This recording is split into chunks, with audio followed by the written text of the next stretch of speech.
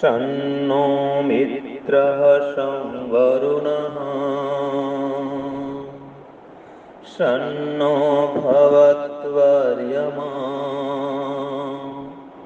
शन्न इन्द्रो बृहस्पतिः शन्नो विष्णुरुरुक्रमः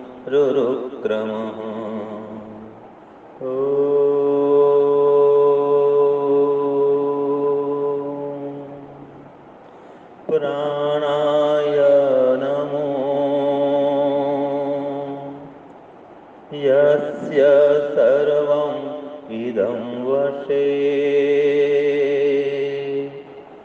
यो भूतः सर्वस्य ईश्वरो यस्मिन् सर्वं प्रतिष्ठितं यस्मिन् सर्वं प्रतिष्ठितम्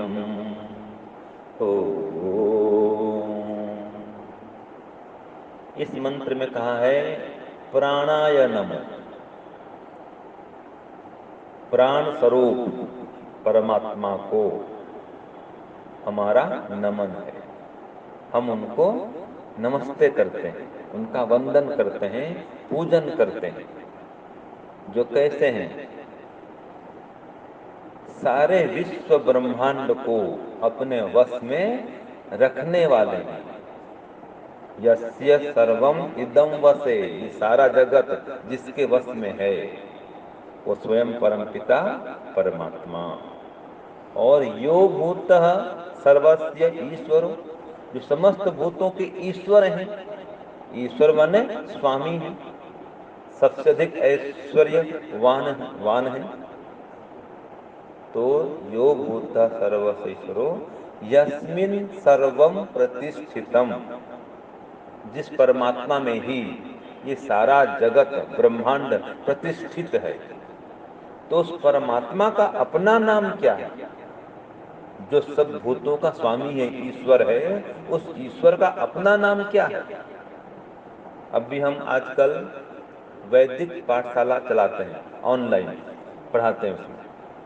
तो लोग प्रश्न पूछते हैं कि स्वामी जी हम उनको ही मानते हैं, उनको ही मानते हैं, उनको ही मानते हैं, वो भी नाम लेते हैं, वो भी नाम लेते हैं, वो भी नाम लेते हैं, ठीक है। और सब प्रकार की पूजा पद्धति करते हैं, सब प्रकार से ईश्वर की पूजा भक्ति करेंगे। तो यहाँ भी देखो सामने गणपति जी की मूर्ति है, चित्र है, ठीक है। और यहाँ पर तो ओम भी है और गणेश भी है। देखो सामने ओम भगवान भी है और गणपति भगवान भी है, ठीक है। तो सब लोग मानते हैं। तो क्या सही है और क्या गलत है? वो बोलते हैं हम किसको छोड़ देंगे, किसी को नहीं छोड़ सकते, तो सबको मानते हैं। तो मैं कहता हूँ ठीक है, हम कहाँ छोड़ने को बोलते हैं, किसी को मत छोड़ो। गणपति भी परमात्मा का नाम है, पता है आपको? गणपति जो समस्त गणों का स्वामी है, वो परमपिता परमात्मा गणपति। जो सबका कल्याण करते हैं उनका नाम शिव शंकर। जो सारे विश्व में व्याप्त हैं उनका नाम विष्णु, ठीक है जी।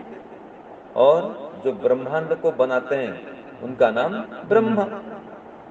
और जो मैंने अभी मंत्र पढ़ा, शन्नो मित्रः सं वरुणः शन्नो भवतु अर्यमा शन्न इंद्रो बृहस्पति शन्नो विष्णु रुक्रम। कितने नाम इसमें आगे परमात्मा के? वो मित्र भी है, वरुण भी है, इंद्र भी है, वही विष्णु है, वो अर्यमा है, अंतर्यामी है, न्यायकारी है। तो परमात्मा के अनेक नाम हैं। आप किसी भी नाम से उसको पुकारो वो सुनेंगे, लेकिन उनका अपना नाम क्या है? ओम। जैसे कि मेरा अपना नाम क्या है? स्वामी शांतानंद, ठीक है जी। अब मुझे कोई गुरु जी भी कहता है, कोई स्वामी जी कहता है, कोई आचार्य जी कहता है, और कोई कोई पंडित जी कह देता है।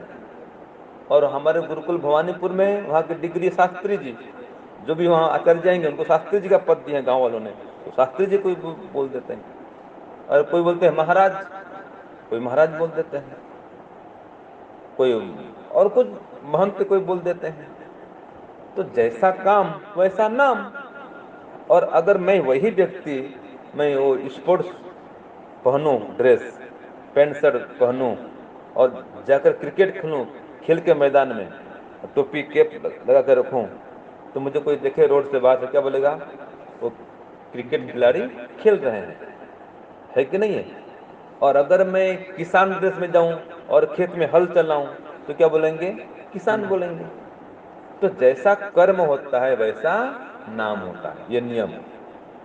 और जैसे हमारे लोगों से संबंध होते हैं उसके हिसाब से भी हमारे नाम अलग अलग हो जाते हैं।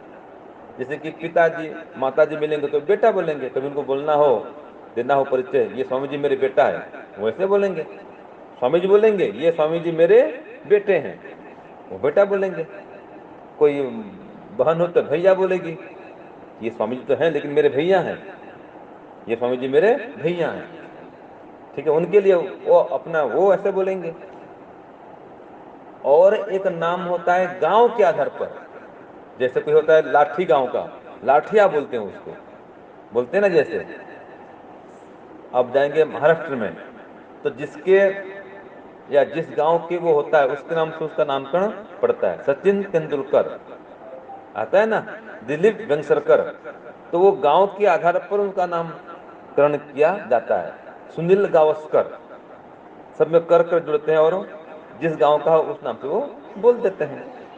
तो ये गांव के आधार पर, कर्म के आधार पर, संबंध के आधार पर व्यक्ति का नामकरण होता है, उस नाम से उसको पुकारते हैं।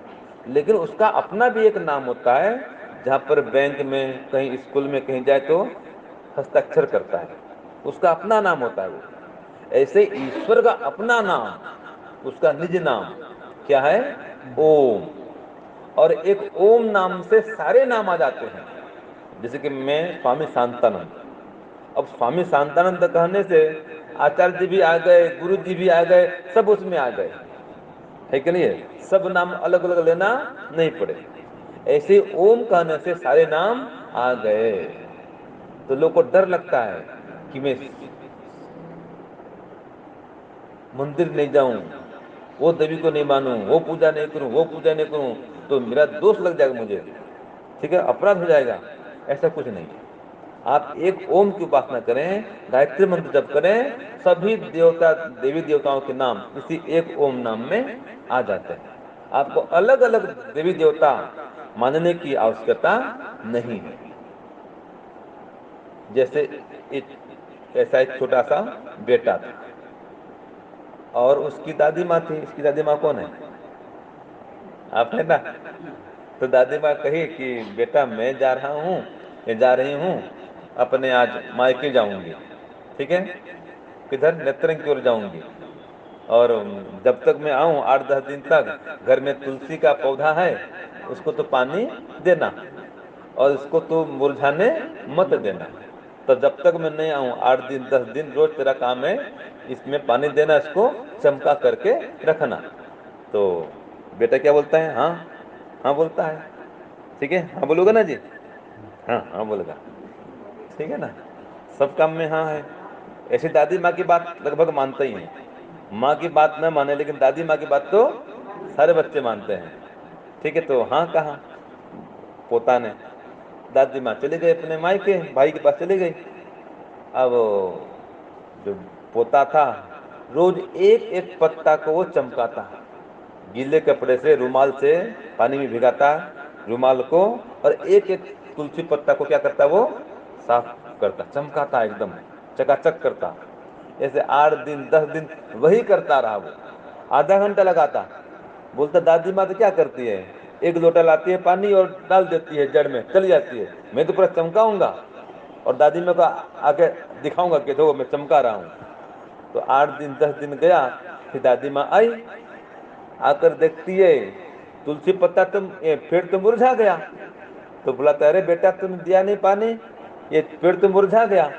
तो दादी माँ मैं तो रोज इसको चमकाता था गीले कपड़े से, हर पत्ता को, फिर कहे ये मुरझा गया। तो दादी माँ बोलती है, अरे बेटा ऐसे नहीं करते, इसके मूल में पानी देते हैं तो सारे पत्तों को पानी ऑटोमेटिक पहुंच जाता है, सब हरे भरे चमकते हैं, ये इसका सिस्टम है। तो मूल में देने से पानी सब जगह पहुंच जाता है। अलग अलग पत्ते को और पौधे ये तना को, शाखा को चमकाना, धोना, पोंछना नहीं पड़ता। तो इसी प्रकार से जो मूल मंत्र है ओम है, इस मूल मंत्र का, ओम का आप जप करेंगे तो अलग अलग देवी देवता जाओ मानो पूजा पाठ हो, कितना मन्नत, क्या बोलते हैं मन्नत को, मानता मांगते हैं, कितना करते हैं, ये सब कोई आवश्यकता इसकी नहीं है। एक ओम नाम में ब्रह्मा, विष्णु, शिव, शंकर, लक्ष्मी, सरस्वती, दुर्गा, काली, जितने लोग आप मानते हैं। अपने कच्छ में आशापुरा माँ बहुत फेमस है, आशापुरा माता नंबर बोलते हैं, वही ओम ही आशापुरा तो है, जो सबकी आशाओं को पूरा करे, वो आशापुरा। वो कौन है? वही ओम परमात्मा। तो एक ओम परमात्मा मानेंगे, गायत्री मंत्र जप करेंगे तो अलग अलग देवी देवता मानने की आवश्यकता नहीं रहेगी। ठीक है। और वो ओम परमात्मा कहाँ रहते हैं बताओ? रहते कहाँ हैं? ईश्वर कहाँ रहते हैं? नए लोग को बताए, नए लोग। भगवान क्या रहे छे? हाँ? सबके मन में। बहुत बढ़िया, सबके मन में रहते हैं। और बाहर है कि नहीं है? मन में तो है, और शरीर के बाहर है कि नहीं है? ये पंखा में परमात्मा है कि नहीं है? है। ठीक है, पंखा में भी है, और मन में भी है, और हवा में भी, हवा में, धरती के अंदर भी है, और सूरज चांद में भी है, सब जगह है, सब जगह है। तो जो सब जगह हो, तो क्या हम उसको किसी एक जगह में कैद कर सकते हैं? नहीं कर सकते ना जी। तो क्या उसकी कोई मूर्ति बना सकते हैं? जो सब जगह फैला हुआ है, उसकी मूर्ति, आकृति, विग्रह कैसे बनाएंगे? संभव नहीं है ना। तो इसके लिए कोई मूर्ति की आवश्यकता नहीं है। हाँ, घर में मूर्ति भी है, मना नहीं करते हम, लेकिन उस मूर्ति पास बैठ करके उससे कुछ शिक्षा लो। जैसे गुरु जी पढ़ाते हैं ना, ऐसे मूर्ति भी पढ़ाती है। आपका आश्चर्य होगा, आप लोग मूर्ति से नहीं पढ़ते, हम लोग मूर्ति से पढ़ते हैं। कैसे पढ़ते हैं बताऊं? भगवान राम, ठीक है, धनुष पकड़े होते हैं, तीर पकड़े होते हैं। भगवान कृष्ण सुदर्शन चक्र पकड़े होते हैं। गौ माता का भी सेवा करते हैं, यज्ञ भी करते हैं, हवन भी करते हैं। भगवान राम भी, भगवान कृष्ण भी रोज दिन हवन करते थे, रोज दिन गायत्री मंत्र का जप करते। वो खुद ओम का जप करते, ध्यान करते, और माता पिता की सेवा करते, उनकी आज्ञा का पालन करते। भाई भाई बड़े प्रेम से रहते। देख लो, वो कृष्ण बलराम हो कि राम लक्ष्मण हो, कैसा प्रेम दोनों भाई बताओ। तो हम तो उनकी मूर्ति को देख करके उनसे ये शिक्षा लेते हैं कि भाई भाई प्रेम से रहें, माता पिता की सेवा करें, उनकी आज्ञा का पालन करें, गौ माता की सेवा करें, रोज हवन करें, गायत्री मंत्र का जप करें, ओम का ध्यान करें। ये मूर्ति सिखाती है।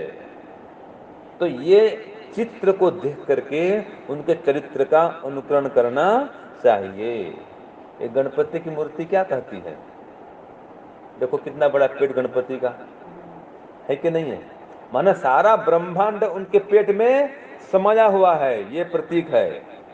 ठीक है, और आंख एकदम छोटा छोटा, माने एकदम बारीक से बारीक वस्तु को वो परमात्मा देख लेते हैं। वो प्रतीक है खाली, वो संकेत कर रहा है, हमको सिखा रहा है, पढ़ा रहा है, वो चित्र भी। तो चित्र को देख करके चरित्र का अनुकरण करना चाहिए। तो हथियार भी है, देखो उधर हथियार है कि नहीं है, और उधर फूल भी है।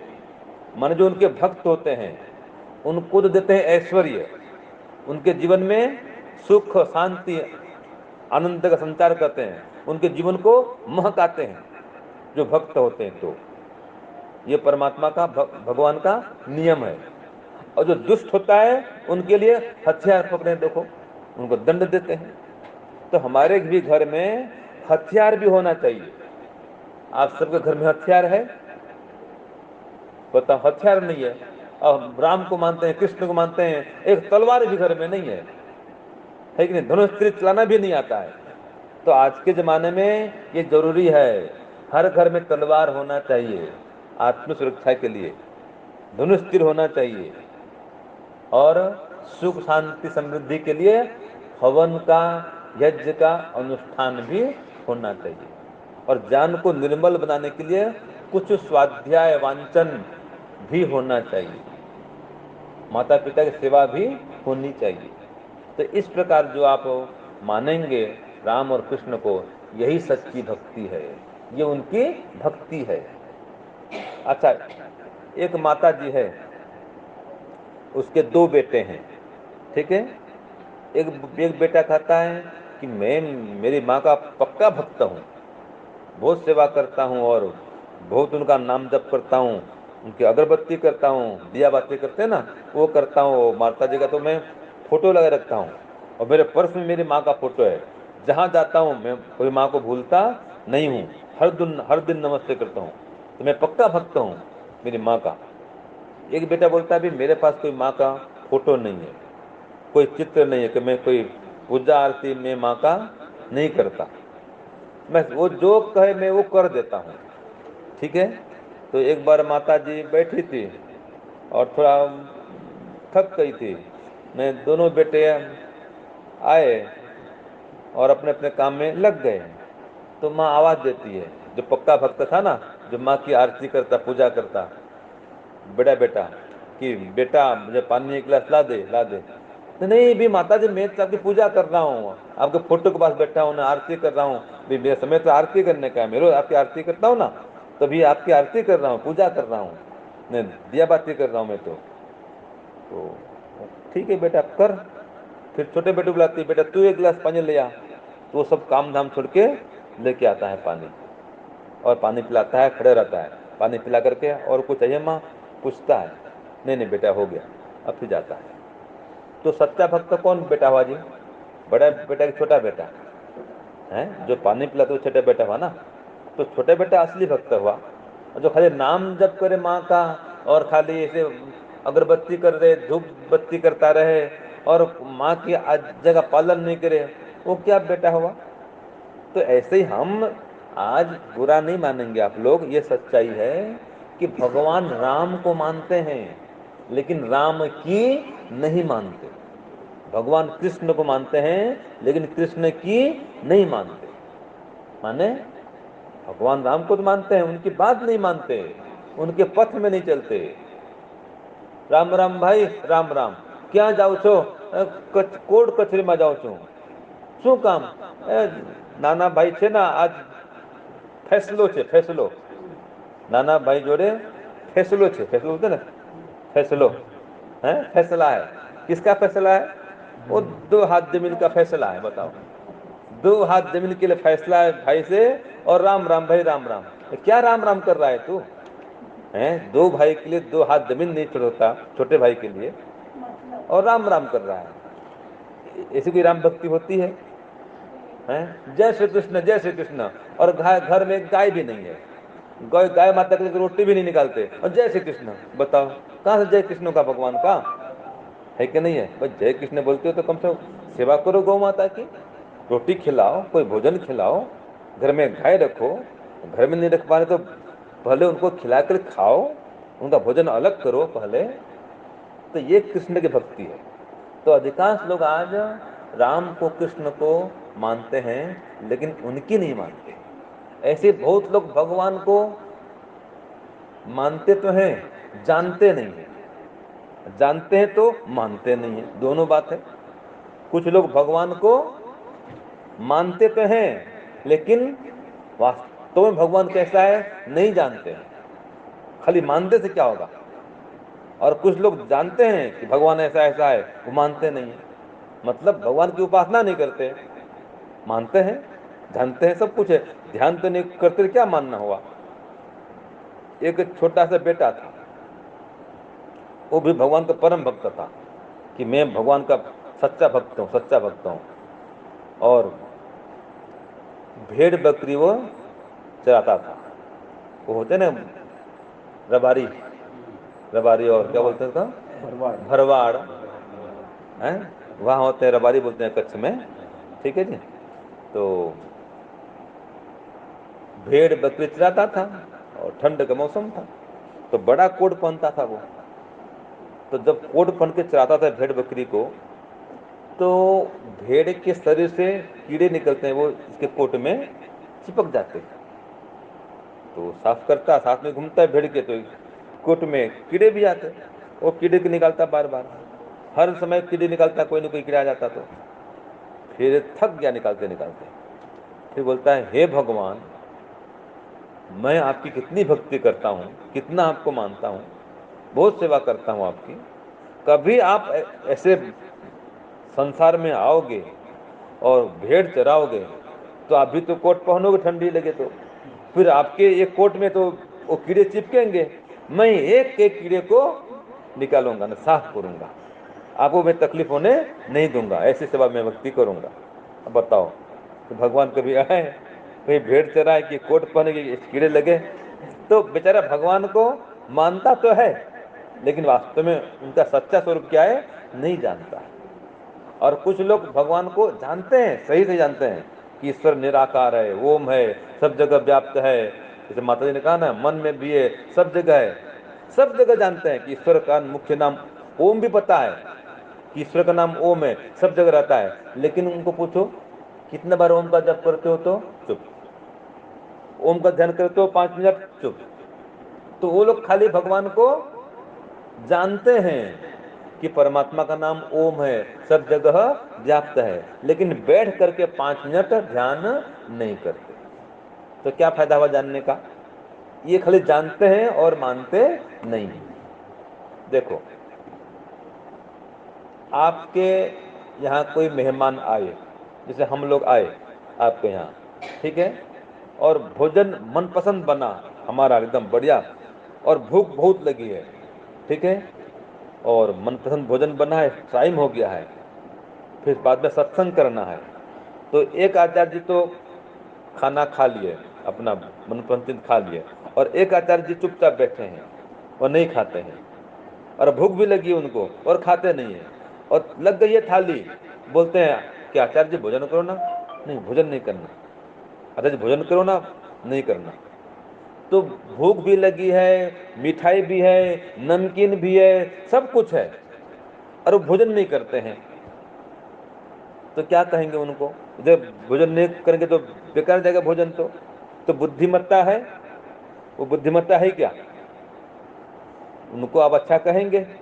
ये भूख भी लगी है, समय हो गया कि सत्संग करना है, तो खा लो, और नहीं खा रहे हैं तो नहीं, मुझे भोजन नहीं करना। अब क्या बोलेंगे उनको? उनको अच्छा बोलेंगे क्या? नहीं बोलेंगे ना।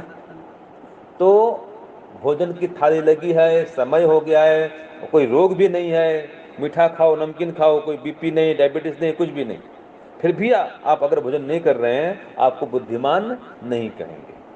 तो इसी प्रकार से आपको गायत्री मंत्र याद है, ओम का नाम पता है, फिर भी आप बैठ करके जो 20 मिनट गायत्री मंत्र जप नहीं करते हैं सुबह शाम, कि ओम का जप नहीं करते हैं, तो वही बात हो गई ना, थाली लगी हुई है, भोजन नहीं करना।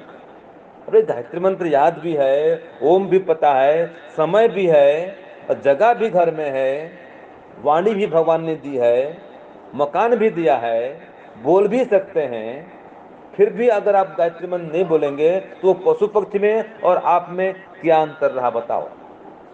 भगवान ने घर दिया है, वो बेचारे पास घर नहीं है, पेड़ में रहते हैं, बोल नहीं पाते हैं, कोई मंत्र बोल नहीं सकते वो, तो वो मजबूरी में नहीं बोल रहे हैं, और आपके पास सब सुविधा है फिर भी नहीं बोल रहे हैं। तो बताओ, उनमें और आप में कोई अंतर रहा? नहीं रहा। तो ये बुद्धिमत्ता नहीं है, बुद्धिमान नहीं कहेंगे इसको। इसलिए रोज सुबह शाम, अधिक नहीं तो कम से कम 10 मिनट आप ओम का जप करें। सबको गायत्री मंत्र आता है आपको ना, तो बस ज्यादा नहीं तो 21 बार गायत्री मंत्र जप करें, या जिसकी जितनी आयु है उतनी बार जप करें। किसी का 50 साल हो गया, 50 बार करे, 60 साल हो गया, 60 बार करे, छोटा बेटा 5 साल का है तो 5 बार करेगा ये, ठीक है? कितने बार? 5 बार। देखो वाह, होशियार है। 5 बार करेगा वो। तो छोटे बच्चे समझ लो, छोटे बच्चे जिसकी जितनी आयु है वो उतना बार गायत्री मंत्र का जप करे। जो गायत्री मंत्र जप नहीं करे तो माता बोले पहले बेटा तू गायत्री मंत्र बोल, फिर खाना खिलाऊंगी। जब तक गायत्री मंत्र नहीं बोले खाना उसको मत दो, वो खाना खाएगी और भले गायत्री मंत्र बोलेगी। है कि नहीं है? तो ये बुद्धिमत्ता का काम है। तो देखो, मैं बहुत बड़ा उपदेश तो नहीं कर रहा हूं, लेकिन जो सबसे बड़ा उपदेश है वही कर रहा हूं। इससे बड़ा कोई उपदेश भी दुनिया में नहीं है। संसार का सबसे बड़ा काम क्या है मुझे बताओ? सबसे श्रेष्ठ काम, सबसे बढ़िया काम क्या है बताओ? कौन बताएगा? सबसे ऊंचा काम, जिससे बड़ा काम दुनिया में कोई नहीं है, क्या बताओ? माता जी बताओ। जाप करना। वाह, बहुत बढ़िया। और कोई बताए? सबसे बड़ा काम क्या मानते हैं? अपना अपना बताओ सब। आप क्या मानते हैं माता जी? सबसे बड़ा काम बताओ। ओम, ओम का जप करना। अच्छा, ठीक है। आप में से कोई बताए पीछे से? कुर्सी पे बैठी माता जी बताए। सबसे बड़ा काम क्या है दुनिया का? धर्म करना। हाँ, ठीक बात है। और कोई बताओ? नीचे बैठी बहन जी बताएगी। सबसे बड़ा काम क्या है दुनिया का? हाँ बताएं। आप किसको मानते हैं? भगवान को मानते हैं ना? तो सबसे बड़ा काम किसको मानते हैं बताओ? सेवा करना। तो कोई कहता है ओम का जप करना, कोई कहता है गायत्री जप करना, कोई कहता है सेवा करना, धर्म करना। ठीक है। तो ये सब जिसमें आ गया वो क्या है? ईश्वर की भक्ति करना, ईश्वर की उपासना करना। उसमें ओम का जप भी आ गया, गायत्री मंत्र भी आ गया, वो धर्म भी है, और उसमें सबकी सेवा भी है। क्यों? जो ईश्वर भक्ति करेगा वो सेवा जरूर करेगा, कि भगवान सबका उपकार करता है। तो भक्ति करता है तो उसके गुण को धारण करेगा, वो भी उपकार करेगा, तो सेवा करेगा, वो धर्म काम करेगा। तो आज दुख की बात यह है कि जो दुनिया का सबसे बड़ा काम है, सबसे श्रेष्ठ काम है, वो श्रेष्ठ काम के लिए, सबसे बड़े काम के लिए 24 घंटा में 24 मिनट भी व्यक्ति के पास में समय नहीं है कि नहीं है? 24 मिनट कोई बैठता है सुबह शाम बैठ के मिल के? नहीं बैठता। तो भाई जाना, बंधु जाना, सारा कुटुंब कबीला जाना, लेकिन उसको नहीं जाना जिसके पास था जाना, तो क्या जाना? बताओ, क्या जाना फिर? सब कुछ को जान लिए, धरती के अंदर क्या है जान लिए, आकाश में क्या है जान लिए, सब कुछ जान लिए, भाई बंधु माता पिता सबको जानते हैं, ईश्वर को नहीं जानते हैं, तो क्या फायदा हुआ? है कि नहीं है? तो संसार में आए हैं ईश्वर को जानने के लिए। याद रखिए, जितने लोग भी गृहस्थ में गए हैं, ठीक है, वो कैसे हैं और हम कैसे हैं आपको बता दूं आज। महेश भाई कैसे हैं, दिनेश भाई कैसे हैं, ठीक है, दोनों भाई, अरे भाई ऐसे बोलते हैं गुजराती में, दिनेश भाई, महेश भाई, सुरेश भाई, ठीक है, राकेश भाई। तो ये सब भाई में अंतर क्या? एक भाई ब्रह्मचारी और एक भाई गृहस्थी, एक भाई सन्यासी और एक भाई गृहस्थी, एक भाई वानप्रस्थी, एक भाई घर में रहने वाला। तो इनमें अंतर क्या है? देखो, जो गृहस्थी हैं, ठीक है, वो भाई कैसे हैं? भाई वो अकेले ये भवसागर को पार होने में समर्थ अपने को नहीं पाए। कल्पना करते हैं आपको मुंबई जाना है, तो ट्रेन में जाओ कि बस में जाओ कि कार में जाओ कि जीप में जाओ कि बाइक में जाओ कि पैदल जाओ कि साइकिल में जाओ कि बैलगाड़ी में जाओ, जाना पड़ेगा ना किसी किसी प्रकार से। तो आप लोग जो जा रहे हैं मुंबई, माने हम बोलते हैं मोक्षपुरी, ठीक है। अगर मोक्षपुरी में जाना है तो आप लोगों ने क्या किया? भाई अकेले हम जा नहीं सकते, ठीक है, तो आपने क्या किया? विवाह कर लिया, मिलके हम चलेंगे। तो विवाह करते ही पहले जो हम लोग हैं, हम भी जा रहे हैं मुंबई की ओर, मोक्षपुरी की ओर, जो विवाह नहीं किए हैं वो चलते हैं बाइक में, उनके पास है टू व्हीलर है। कैसे? एक हमारा, हम सब जीवात्मा जो ब्रह्मचारी हैं, हमारा परमात्मा, तो आत्मा और परमात्मा ये टू व्हील में चलने वाले हैं। जैसे आप लोगों ने सोच लिया भाई हम तो कठिन काम है, ये टू व्हीलर हम नहीं चल सकते, बहुत दूर मुंबई है और अकेले जा नहीं सकते टू व्हीलर में, हमको तो कम से कम 3 व्हीलर चाहिए, तो ऑटो भी कम से कम चाहिए, तो कम से कम धूप से वर्षा से छाया तो मिले, उससे विवाह कर लिया आपने। विवाह करते 3 व्हीलर, ठीक है। जैसे एक नन्हा मुन्ना आ गया, फिर 4 व्हीलर, 2 बच्चे आ गए तो 5 व्हीलर, है कि नहीं है। तो जितने व्हील बढ़ते जाते हैं उतनी सुरक्षा भी वो गाड़ी में बढ़ती जाती है। बाइक है, उसमें चलेंगे तो बरसात का डर, धूप का डर, आंधी का डर, तूफान का डर, है कि नहीं है। कोई आकर ठोक दे तो भी दुर्घटना का डर है जी, कचूमर निकल जाएगा, कठिन रास्ता है। तो शास्त्र भी कहता है क्षुरस्य धारा निशित्या दुरत्या, जो हमारा मार्ग है वो छुरे की धार में, तलवार की धार में चलने के समान है, बहुत कठिन है, इसमें सबको चलना आसान नहीं। तो भगवान ने कहा कोई बात नहीं, तुम गृहस्थी बनो, वो भी एक उपाय है, गृहस्थ में जाओ। गृहस्थ में जाएंगे, बच्चे होंगे, संतान होगा, माता पिता सेवा करेंगे, वो सुरक्षा वाला मार्ग, सुरक्षित मार्ग है वो, लेकिन उसमें जिम्मेदारी बहुत बड़ी है। 2 व्हीलर में मेंटेनेंस कम होता है और सस्ता भी है, और जैसे 3 व्हीलर लेंगे 4 व्हीलर, वो गाड़ी महंगी भी आती है और मेंटेनेंस ज़्यादा होता है, खर्च बढ़ जाता है। सुरक्षा भी है कि नहीं है, सुख भी है, लेकिन कितना इसमें मेहनत करना पड़ता है। तो घर संसार चलाना कितना कठिन है बताओ, बिना पैसा के तो एक कदम आगे नहीं चल सकते हैं, है कि नहीं है, धन पहले चाहिए। तो संसार में रहना, धन कमाना, फिर अपने लिए नहीं, कोई शादी हुआ ससुराल पक्ष में, पियर में, ससुराल में, वहां भी जाना पड़ेगा।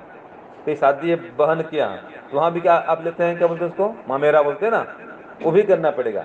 और सभी संबंधों को भी निभाना पड़ता है, देखना पड़ता है, अपने पक्ष का, अपने विवाह के जहाँ किए हैं उनके पक्ष का, अड़ोस पड़ोस गांव वाले सबको देखना पड़ता है। तो सबको लेकर चलना पड़ता है, बहुत ही ये भी कठिन काम है, आसान काम नहीं है। तो सार क्या निकला, न हमारा काम सरल है न आपका काम सरल है, कठिन तो दोनों ही काम है, दोनों में कठिनाइयां हैं। लेकिन अगर ईश्वर को पकड़ लिया जिसने, उसके लिए वो मार्ग सरल हो जाता है। चाहे घर में रहो, चाहे सन्यासी बनो कि ब्रह्मचारी बनो कि आश्रम में रहो, जहां भी रहो, अगर ईश्वर के शरण में आ गए तो समझो हमारा भवसागर, या हमको भवसागर पार करने के लिए वो भगवान खुद, सागर को पार करने के लिए भगवान खुद क्या है, केवट भी है। क्या बोलते हैं केवट को आप, जो नाव चलाने वाला नाविक, वो नाविक भी है और खुद नाव भी है, वो खुद पतवार भी है जिसमें हम चलाते हैं, ठीक है। तो उसके शरण में आ जाओ, उसकी नाव पर बैठ जाओ, चाहे गृहस्थी हो, ब्रह्मचारी हो, वानप्रस्थी हो, सन्यासी हो, वो सबकी नौका को पार लगा देगा। तो बस इसलिए ओम के शरण में आ जाओ, ओम के भजन में लग जाओ और भवसागर से पार हो जाओ। ओम शांति ओम शम।